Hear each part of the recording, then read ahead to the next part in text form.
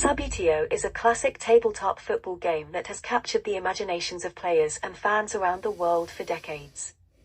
Developed in England in the late 1940s by Peter Adolf, Subbuteo revolutionized the way people played and enjoyed the beautiful game, allowing them to recreate the excitement and drama of football matches in miniature form.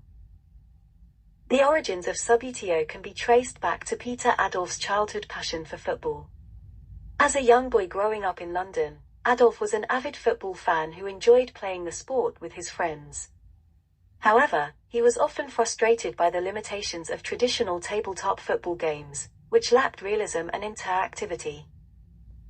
Determined to create a more immersive football experience, Adolf began experimenting with different materials and designs, eventually developing a prototype for what would become Subbuteo.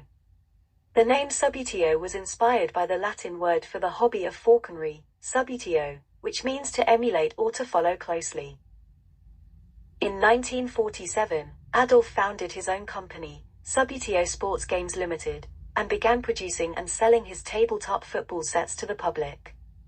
The game quickly gained popularity among football enthusiasts of all ages, who were drawn to its realistic gameplay, detailed miniatures, and customizable playing surfaces.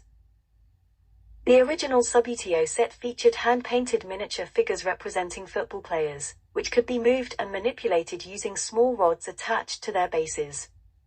The playing surface, known as the pitch, was typically made of felt or cloth and featured markings to denote the boundaries of the playing area, penalty areas, and goal lines.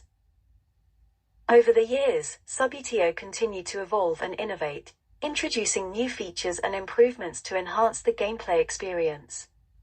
In the 1960s, the introduction of lightweight plastic figures made the game more durable and accessible to a wider audience.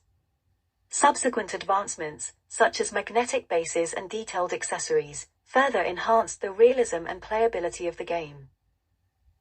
Throughout the 1970s and 1980s, Subbuteo reached the peak of its popularity, with millions of players and collectors around the world. The game became a cultural phenomenon, inspiring tournaments, leagues, and fan clubs in countries across Europe, South America, and beyond.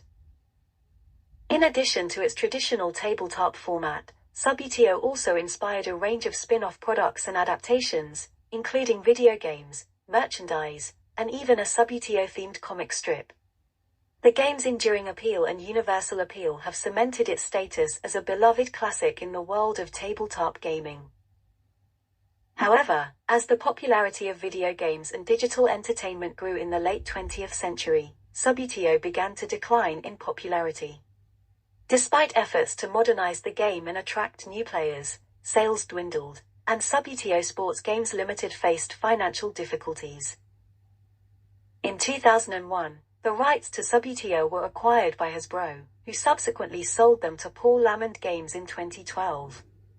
Under new ownership, Subbuteo has experienced a resurgence in recent years, with renewed interest from fans and collectors fueling a revival of the classic game. Today, Subbuteo remains a cherished pastime for football enthusiasts of all ages, who continue to enjoy its timeless appeal and nostalgic charm.